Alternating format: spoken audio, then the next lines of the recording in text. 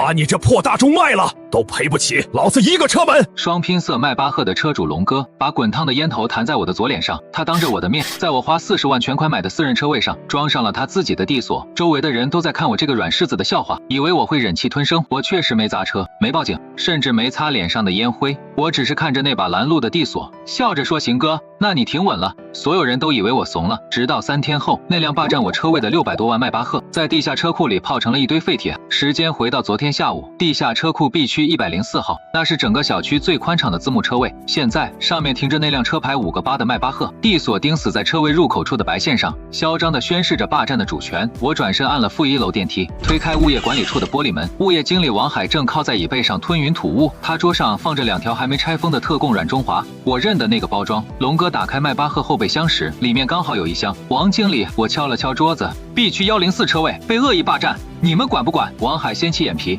不紧不慢地弹了弹烟灰。林先生啊，龙哥是做大生意的，大家都是邻居，格局大一点嘛。我花40万买的车位，让他免费停。我盯着他，王海的脸色沉了下来，官威十足。人家那是迈巴赫，别的车位停不下，你那辆破大众随便找个角落塞进去就行了。仇富可不是好习惯。他把桌上的软中华往抽屉里推了推。这是你们业主的民事纠纷，物业没有执法权。你实在不满意，自己去法院起诉他。送客。他低头开始刷短视频，彻底无视我。看着他收了黑钱和稀泥的嘴脸，我点了点头，明白了。回到家，我没洗脸上的烟灰，径直走向书房。作为市建院的高级结构工程师，这小区的地下管网图纸我烂熟于心。我摊开图纸，手指精准地落在了 B 区104号车位上，那里是2栋楼沉降缝的交界处，也是整个负2层的地势最低洼点。更妙的是，在车位正上方的承重横梁死角处，悬着一根老旧的消防主管道，管壁上还带着一个生锈的泄压阀。我冷笑了一声，打开电脑新建了一份文档，标题加粗，关于 B 区104车位渗水大修及避水试验申请书。正文写的滴水不漏，字字带坑。因车位存在严重结构性渗水，需在个人产权内砌半米高防水挡墙，并注水进行为期3个月的极限避水测试。施工不触碰他人财物，测试期间一切后果由申请人自负，与物业无关。打印签字，重重地按上红手印。下午5点半，我拿着申请书再次推开了物业的大门。王海正急着下班，看到我眉头紧皱。我说了，龙哥的事我们不管。不找龙哥，我自己的车位漏水，要做防水大修。我把申请书拍在他面前，麻烦物业盖个章备案。王海愣了一下，扫了一眼标题和免责条款，只要不惹那台迈巴赫，只要是个人产权内，后果自负。这种主动把责任全揽过去的冤大头，他巴不得多来几个。他是个只懂收钱的外行，根本没细看极限避水试验意味着什么。他拉开抽屉，掏出鲜红的物业公章，自己关起门来捣鼓可以，别把外面的公共区域弄脏了。砰！公章重重地落在了申请书的落款上。他把单子扔给我，不耐烦地挥手让我滚。我收起盖着红章的单子，妥帖地揣进兜里，看着他那张肥腻的脸，我微笑着点了点头。一定。他这辈子都不会知道，他刚才极不耐烦盖下的那一戳子红印，是给那台600多万的极品豪车签发的一张无法撤销的死亡判决书。深夜12点，我带着3个提着编织袋的泥瓦匠走进了空荡荡的地下车库负2层。那辆双拼色的迈巴赫依旧嚣张地停在我的 B 区104号车位上，银黄色的三角地锁在白炽灯下反射着刺眼的光。领头的老李看着这辆顶级豪车，有些发怵地停下了脚步。老板，这车要是碰掉1点7，我们干1年都赔不起啊！我从西装口袋里掏出一条软中华，递了过去。谁让你们碰车了？看到地上那条白色的产权界限了吗？就贴着白线内侧，给我砌一圈半米高的红砖挡水墙，连1毫米都不要超出去，绝对不让你们碰车。老李掂了掂手里的烟，咧开嘴笑了。只要不碰车，砌墙我们在行，保证严丝合缝。3个泥瓦匠手脚麻利地开始和水泥砌红砖，我站在一旁冷眼看着。迈巴赫一点点被红砖围死，不到2个小时，1圈半米高的防水墙就拔地而起，将这辆600多万的豪车完美的囚禁在了正中间。我在墙体内侧刷了一层速干防水涂料，随后拉过洗车用的水管，直接往新砌的池子里注水。冰冷的水流漫过迈巴赫的底盘，淹没了低矮的排气管，最终水位稳稳地停在了30公分的高度。这30公分的高度，这辆顶级豪车此刻就像是被强行按在劣质水池里的金属王八。我拍了拍手上的灰，爽快地结清了工钱，满意地看着我这场绝对合法的避水试验杰作。明天一早，好戏就要开场了。第2天清晨，一阵震耳欲聋的砸门声粗暴地撕裂了宁静，伴随着刺耳的污言秽语，防盗门被砸得砰砰作响。姓林的，你他妈给我滚出来！你敢动老子的车，我今天非弄死你不可！我慢条斯理地换上纯棉睡衣，端着刚泡好的黑咖啡，不紧不慢地拧开了大门的门把手。门外，光头龙哥双眼猩红，像头暴怒的野猪，身后还跟着3个气势汹汹的纹身小弟，旁边还站着个满脸横肉、涂着劣质口红的老太婆，她正跳着脚，指着我的鼻子破口大骂：“你个绝户头，敢用水泡我女婿的车，信不信我天天堵你家门口，让你连班都上不了！”我喝了一口咖啡，看都没看那老太婆一眼，冲着龙哥淡淡一笑：“车停好了。”龙哥气得浑身发抖，猛地伸出手想揪我的衣领：“老子现在就废了你，给我砸！”住手！干什么呢？楼道电梯门突然打开，2名全副武装的警察大步走了过来。原来我在开门前就已经提前拨打了110，报警罪名是有人非法入侵住宅并意图行凶。龙哥看到警察，立刻恶人先告状，指着我大喊：“警察同志，这孙子恶意破坏他人财物，把我车泡了！”胖老太婆也顺势一屁股坐在地上，拍着大腿干嚎：“警察做主啊！他这是嫉妒我们家有钱，故意使坏啊！”年轻的警察皱着眉头，严厉地看向我：“林先生，是你故意损坏他人车辆吗？这涉嫌刑事犯罪了。”我放下咖啡杯，从睡衣口袋里掏出一张折好的纸，那张盖着物业鲜红公章的避水试验申请书。警察同志，我是市建院的结构工程师，我的私人产权车位地面存在严重沉降渗水隐患，我这是在自己的产权范围内进行合规合法的避水排查，物业已经签字盖章同意了。我把地下管网图纸和产权证一并递给警察，指着申请书上的免责条款，一字一句地读了出来。施工期间，我没有触碰他车辆的一丝一毫，墙是贴着我的产权线砌的，水是倒在我的地盘上的，是他无视别人施工，违规把车停在我的建筑工地里，这属于他个人的重大过失吧。警察拿过文件仔细核对，又看了看落款处物业盖的红章，原本严肃的脸上肌肉抽动了一下，差点没绷住笑意。他把文件还给我，转头看向目瞪口呆的龙哥：“人家手续齐全，在自己地盘施工，合理合法，你霸占别人车位在先，属于民事纠纷，你们自己去法院协商解决。再敢砸门打人，全带回去拘留！”龙哥彻底傻眼了，他满脸涨得通红，脖子上青筋暴起，指着那份文件咆哮：“放屁！这他妈也算施工！”老太婆还在地上撒泼打滚：“我不管，你们警察包庇坏人，我要上网曝光你们，我要去局里告你们！”警察冷下脸，手按在腰间的执法记录仪上，厉声警告：“注意你们的言辞，再无理取闹，现在就按寻衅滋事处理！”龙哥咬着牙，死死地盯着我，眼底的狠毒几乎要溢出来。“姓林的，你跟我玩阴的是吧？”我靠在门框上，冲他扬了扬手里的咖啡杯：“哥，我的避水试验还得做3个月，你那车慢慢泡着吧。”警察走后，龙哥气急败坏地踹了一脚防盗门。那老太婆从地上爬起来，指着我的鼻子吐了口唾沫：“你个绝户头，给我等着！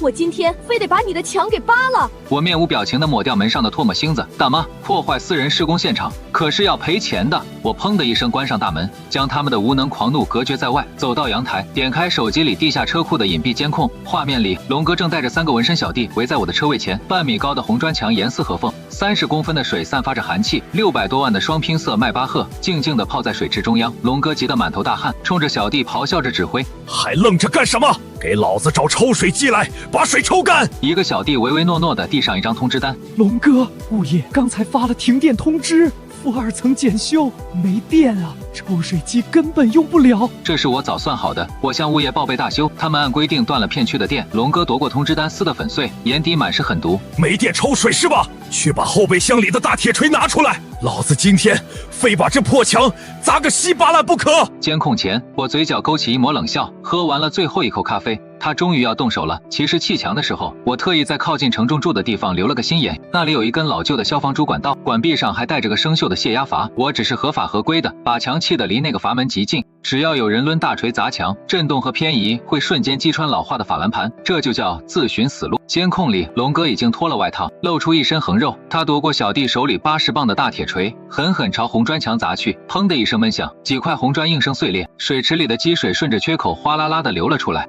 龙哥得意的大笑：“姓林的，你以为几块破砖就能困住老子？”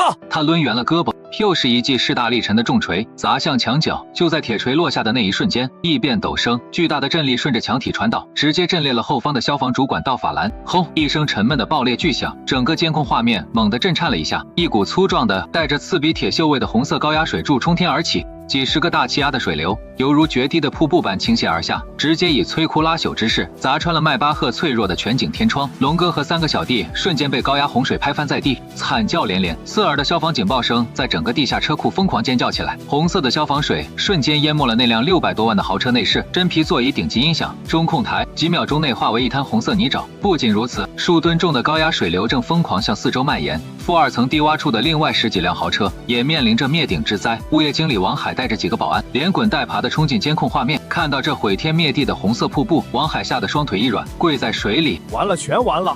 这可是几千万的连带损失啊！龙哥抹着脸上的洪水，像落汤鸡一样从地上爬起来。他看着彻底报废的迈巴赫，发出杀猪般的绝望嘶吼：“姓林的，你个王八蛋，阴我要杀了你！”我悠闲地坐在沙发上，将监控录像完整保存打包，顺手拨通了保险公司理赔部和市消防大队的电话。你好，有人在 B 区地下车库暴力破坏消防设施，不仅砸坏了管网，还导致大量豪车受损，请立即出警定损。挂断电话，我看着屏幕里绝望嚎叫的龙哥，这就是霸占我40万车位的代价。地下车库拉起了黄黑相间的警戒线，警灯和消防车的红蓝爆闪交替闪烁。负2层的积水已经抽干，满地都是猩红的泥污。我穿着干净的风衣，拿着平板电脑走下电梯。那辆600多万的迈巴赫，车顶彻底凹陷撕裂，内饰泡得发胀，几百万的豪车变成了废铁。旁边还趴窝着2辆保时捷和1辆路虎。龙哥光着膀子，冻得瑟瑟发抖，眼睛却红得像鬼。他一看到我，就像疯狗一样扑了上来。警察同志，就是他，是他施工挖断了水管，他故意害我，你们快把他抓起来！2名警察立刻伸手将他死死拦住。物业经理王海也浑身湿透，满脸惨白地走过来，他指着我急于甩锅：“对，是他违规施工，我们物业根本没同意他堵消防管道。”消防大队长黑着脸，拿着手电筒照向我：“你是车位业主，破坏消防设施是要判刑的。”我没理会龙哥的咆哮，平静地打开平板电脑。队长，我是结构工程师，这是我的施工审批图纸。我把屏幕展示给他看，又指了指王海。物业盖了公章，确认我的防水墙距离消防管半米，我全程合法合规，没碰过管道一下。王海急了，你放屁！明明是你砌墙弄坏的。那你解释一下，墙是怎么塌的？我冷冷反问。我点开第2份文件，那是一段高清监控视频，画面里龙哥抡起80磅的大铁锤，一次2次狠狠砸在红砖墙的受力角上，砰！视频里传出巨响，法兰盘爆裂，水柱喷涌。视频播放完毕，整个车库死一般寂静。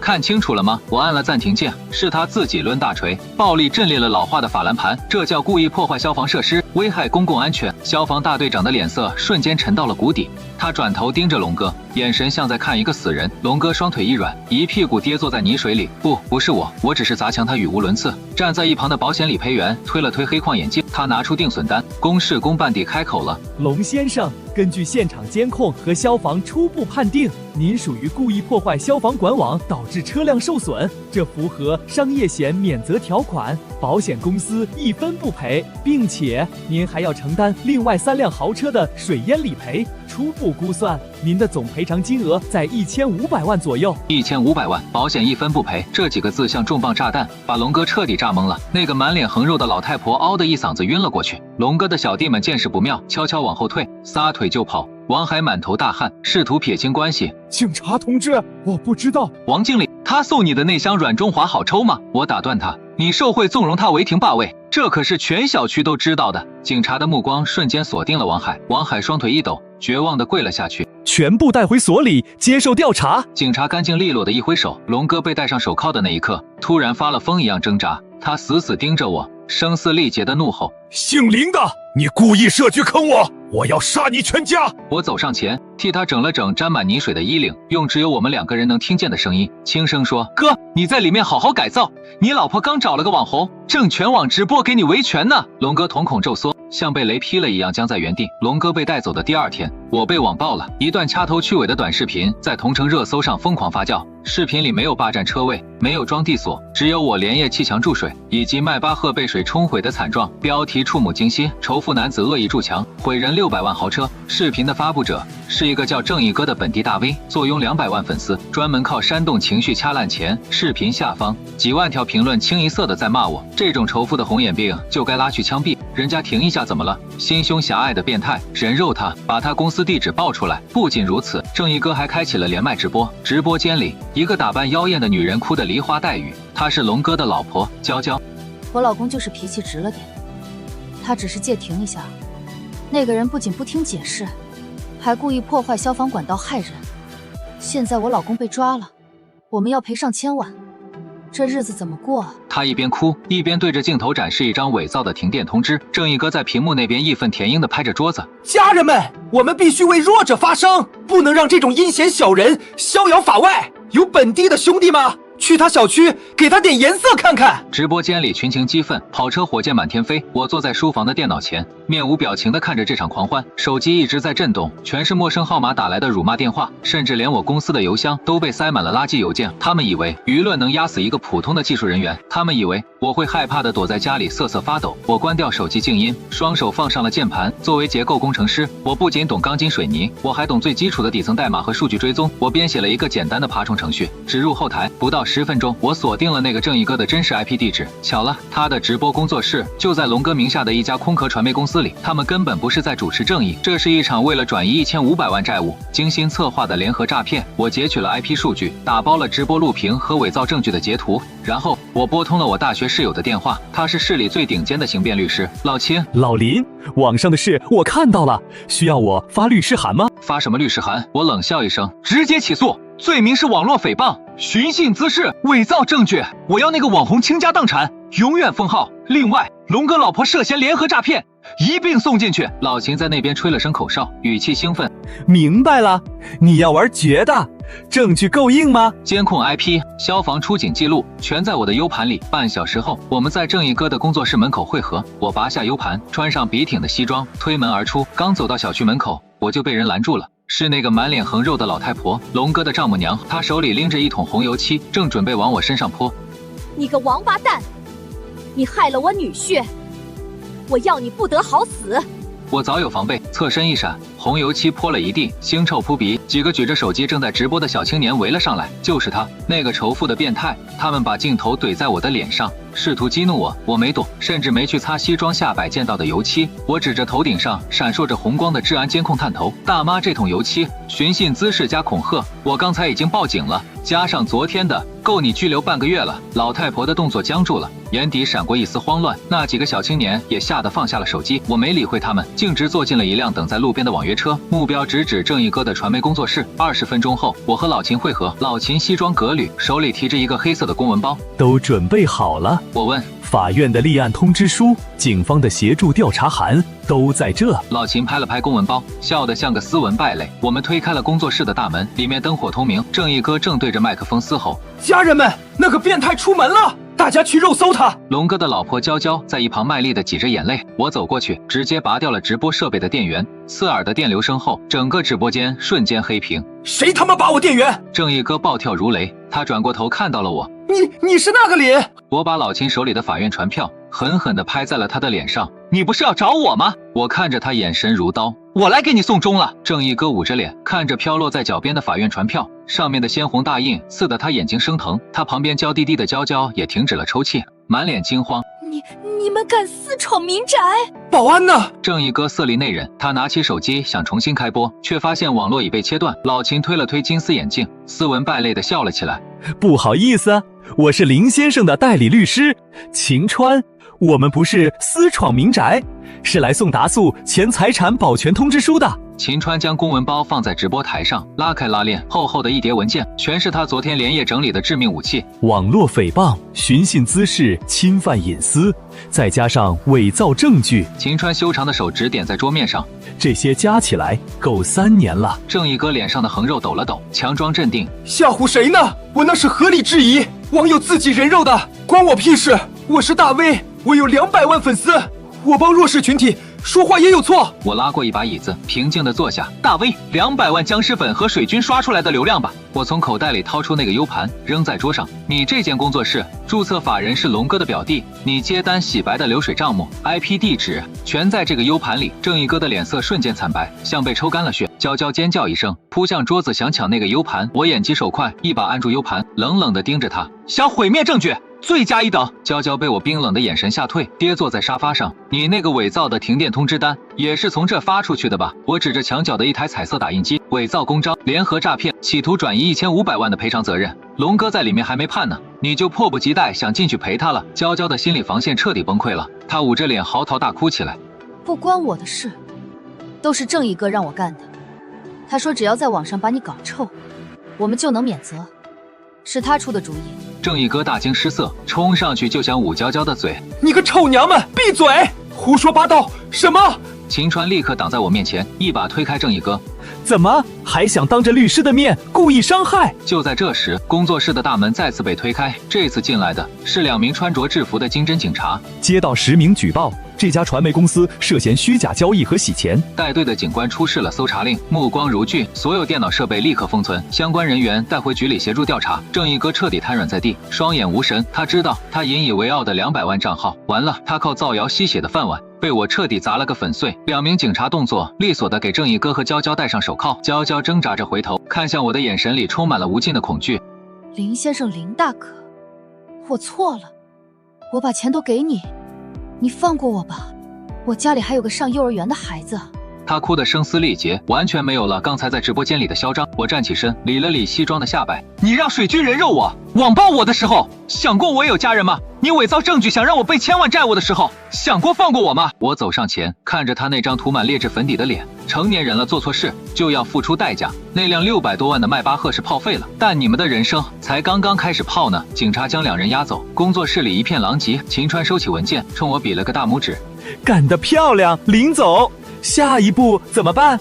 那1500万的定损，保险公司已经拒赔了。我走出工作室，外面的阳光有些刺眼，深吸了一口新鲜空气。我拿出手机看了一眼，是物业经理王海发来的一长串求饶短信。林先生，千错万错，都是我的错，我已经被公司开除了。那几台豪车的理赔款，我就是砸锅卖铁也赔不起啊。我冷笑一声，把手机揣回兜里。下一步，我看着远处的高楼大厦，回小区去看看那个泼油漆的老太婆。该算总账了，这出好戏还差最后的高潮，才算完美落幕。网约车停在小区门口，地上那滩红油漆还没干透，刺鼻的腥味在空气中弥漫。老秦提着公文包跟在我身后下了车。不远处，那个满脸横肉的老太婆正坐在花坛边嗑瓜子。看到我全虚全伪的回来，她那双三角眼里闪过一丝错愕。你个丧门星，还有脸回来？网上的口水没淹死你啊！他猛地站起来，拍掉手上的瓜子壳，张牙舞爪。我女婿的迈巴赫要是赔不出钱，我住你家里去。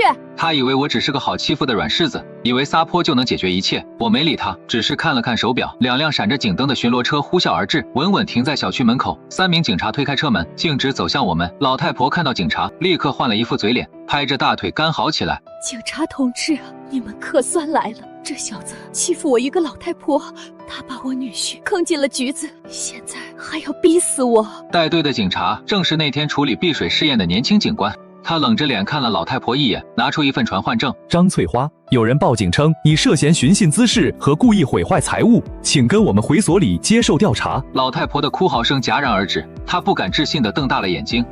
我毁坏什么财物了？我不就是泼了点漆吗？